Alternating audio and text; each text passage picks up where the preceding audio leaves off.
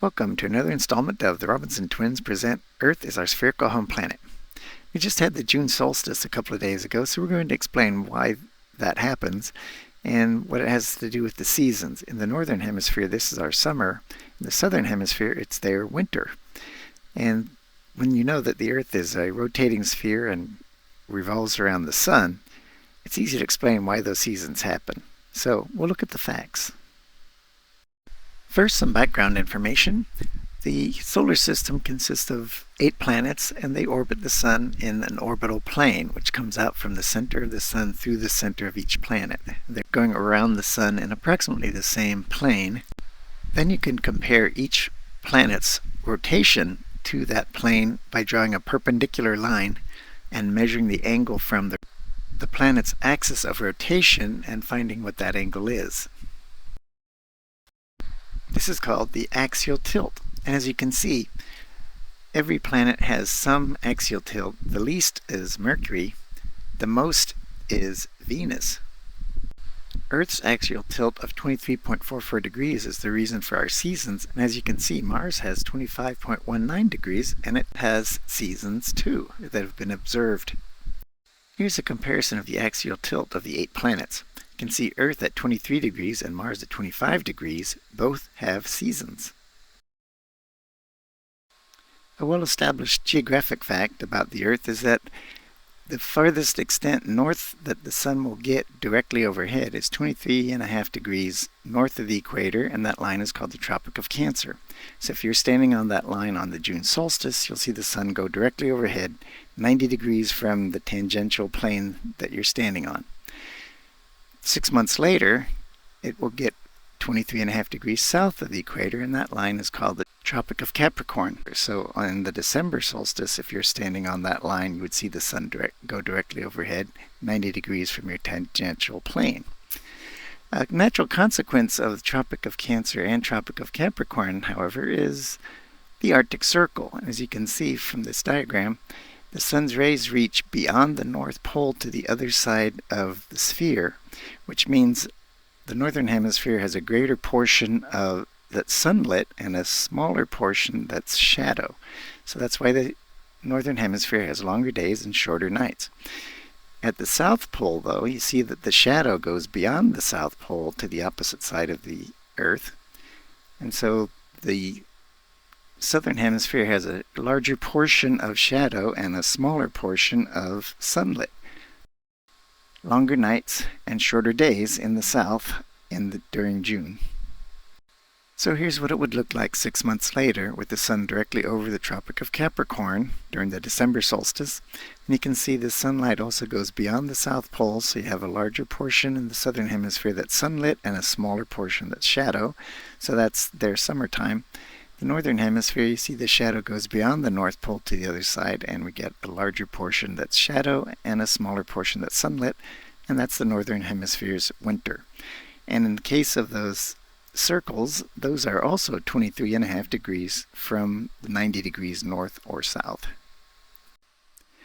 Here's a quick demonstration of how that works. Let's say this is the sun, and here's the Earth. I've got the color coded for northern hemisphere versus southern hemisphere. And I've got a red line here to indicate the poles, North Pole, South Pole. If on this June solstice, the North Pole is pointing at Polaris, which you already know, it's because of its 23.4 degree axial tilt. And when it's on the June solstice, the northern hemisphere is getting more direct sunlight and at longer days, and the southern hemisphere is getting less direct light and has shorter days. 6 months later, it's still pointing the same way. It's still pointing at Polaris because Polaris is so far away. That doesn't change. But now it's the southern hemisphere getting more direct sunlight and has longer days. The northern hemisphere is getting less direct light and has shorter days. But the North Pole axial tilt is still aiming at Polaris, even 6 months later. So some people seem to think it just kind of wobbles one way and then the other way to get the seasons. No, it's pointing the same way at Polaris all throughout its orbit, but the distance from here to here in the Earth's orbit is very tiny compared to the distance to Polaris. so it makes little difference.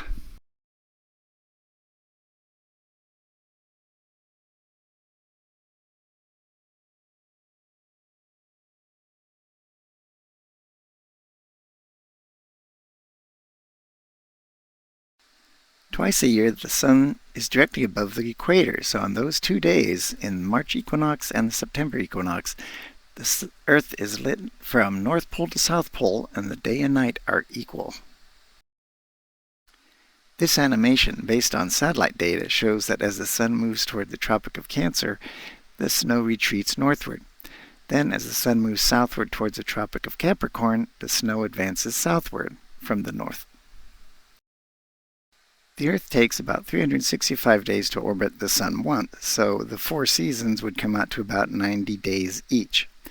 But other planets have seasons too. Like Mars, it's been observed from ground-based observatories and from probes sent to Mars that it has seasons too. Its year is 687 days, so its seasons, if it has 4 seasons, would be about 171 days each.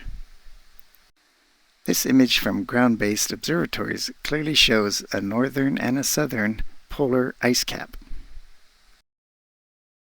Mars has a 25-degree axial tilt, and it has seasons too. Here's pictures of its north pole from the Mars Reconnaissance Orbiter sent by NASA. The upper left is the winter in the northern hemisphere, and the lower right shows the polar ice cap during the Martian summer in the northern hemisphere. And here are pictures of Mars' North Pole taken with the Hubble Space Telescope, from the winter on the left to the summer on the right. One of the aspects that causes seasonality, or the seasonal differences, is the sun's angle. And you experience this yourself every day. In the morning, say at 8 o'clock, the sun is at a very low angle and it does not feel as energetic to you. It doesn't provide as much energy to your surroundings. But at noon, when the sun's at a higher angle, it feels a lot more energetic, and that's not your imagination. It's really true. So you experience this on a daily basis, but the Earth as a whole experiences this through this axial tilt and the seasonality that results from that. So we'll look at the sun angles in more detail next. When we have two-dimensional shapes such as a circle, you can have a line that shares only one point with that circle, and that's called a tangent line. But when you have three-dimensional shapes like a sphere, it can have a tangent line or a tangent plane. And we measure angles to things in the sky using a tangent plane. You can use your latitude to calculate what the highest sun angle should be on the equinox of March or September. So it's directly overhead on the equator at 0 degrees, so 90 minus 0 is 90 degrees. The highest it will get for your perspective is 90 degrees. If you're 20 degrees north, then 90 minus 20 is 70. That's the highest it will get in the sky, 70 degrees. At the North Pole, 90 degrees north, 90 minus 90 is 0, so the sun will be on the horizon, and that's the highest it will get for that day. Now let's look at why the farther from the equator you get, the less energy the Earth receives, and that's why the poles are cold. At the equator, the sun is reaching it at 90-degree angle, perpendicular, and let's use these 10 rays of light reaching 1 unit of ground to represent the amount of energy from the sun. So what happens when that land is tilted? If you go 30 degrees north or south, then the sun's angle will be not 90 minus 30 or 60 degrees. And I've changed the angle on the unit of land, the black bar, but haven't changed the distances from the rays of light. And you can see that 1 and 10 are both missing, so that part of the Earth is only getting 8 units of light, not the full 10. At 60 degrees north or south, then the sun's angle will be 30 degrees, and you can see 5 rays of light are hitting that unit of land, and the other 5 are missing, so it's only getting half the energy. At 90 degrees north or south, the North Pole or the South Pole, on the day of the equinox, the sun's angle is 0 degrees, so it's only on the horizon. And you can see it's not even getting 1 unit of light energy from the sun. So that's why the North Pole and South Pole are always cold.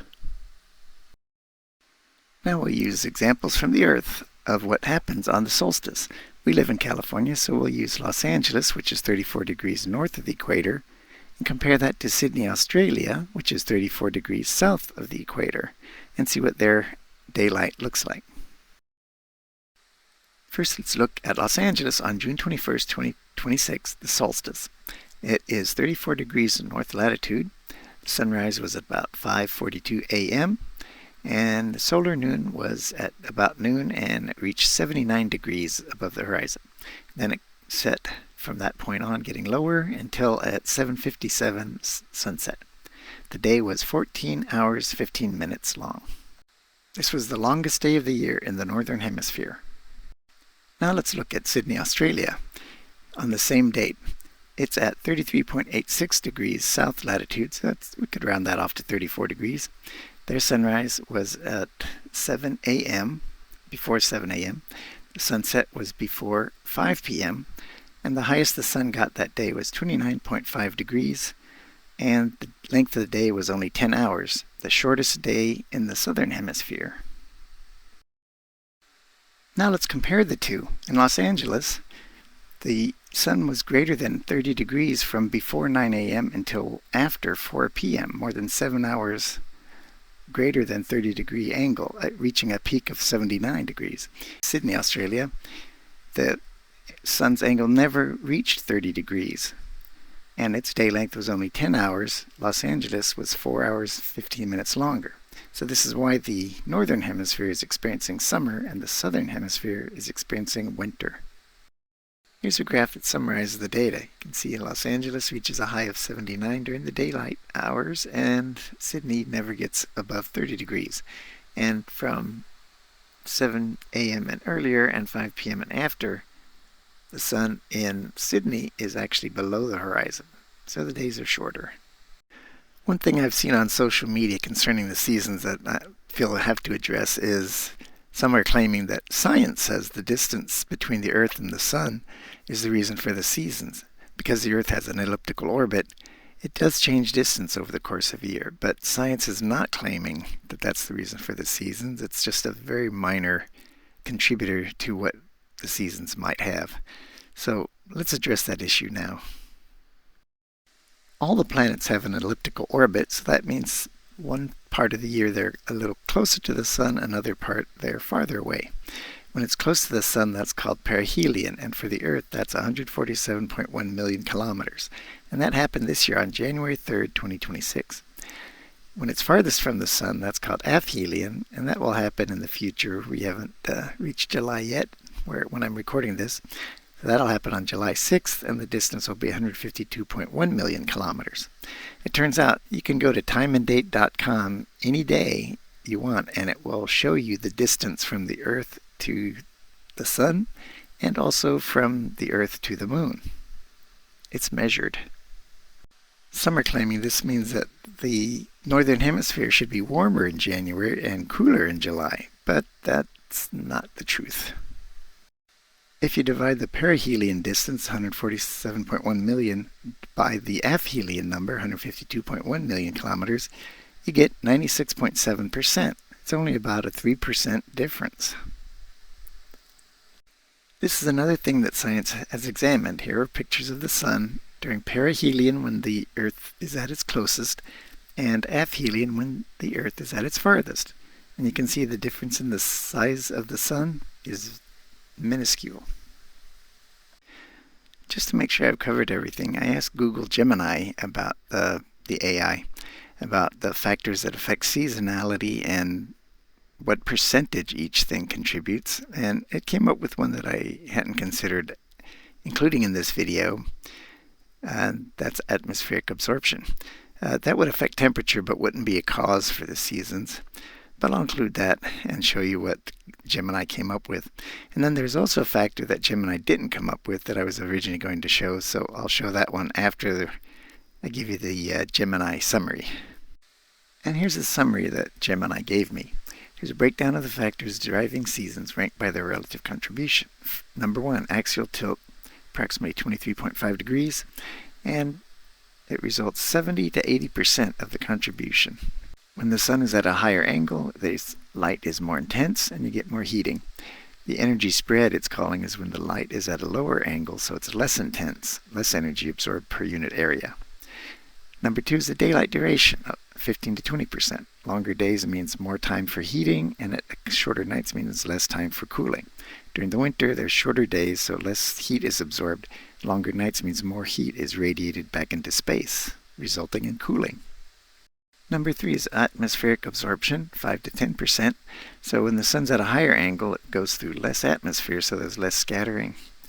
In the winter, when it's at a lower angle, there can be more scattering of the light, so less energy reaches the surface. Number 4 is distance of the sun, orbital eccentricity. That's the fact that the Earth is in an elliptical orbit. It's only 1% of the total effect, because the difference from January to July is only 3%. So here's a more concise summary of what Google Gemini gave me for the seasonal factors.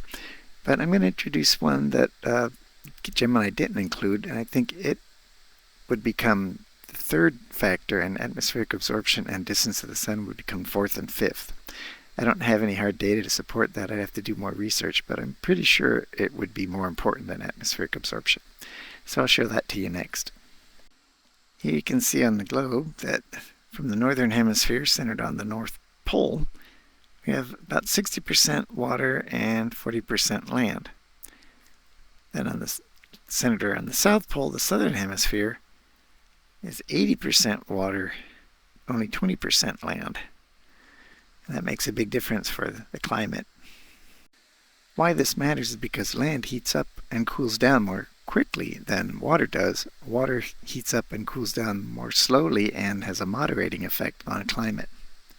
And you can see the northern hemisphere has 2/3 of the Earth's landmass. The southern hemisphere only has 1/3. Here's a graph from a German study on the global temperatures and then temperatures in the northern hemisphere versus the southern hemisphere. You can see the green line is the northern hemisphere. The purple line with triangles is the southern hemisphere. And you can see that during the summer, northern hemisphere reaches higher temperatures than the southern hemisphere does, and in the winter it reaches lower temperatures than the southern hemisphere does. So the land versus ocean ratio matters. So I'm modifying the list of factors to include the proportion of landmass to ocean. I'm putting it in the third position because what I did was added up the low end of the scale for percentages for the other 4 factors and came up to 91%. So I'm going to take the remaining 9% and put that in for proportion of landmass to ocean in each hemisphere. We'd like to know what you think about this, so please leave your thoughts in the comments. Thanks for watching. Now be sure to like and subscribe, and check out our Patreon page in the description if you want to contribute to our work. Thank you.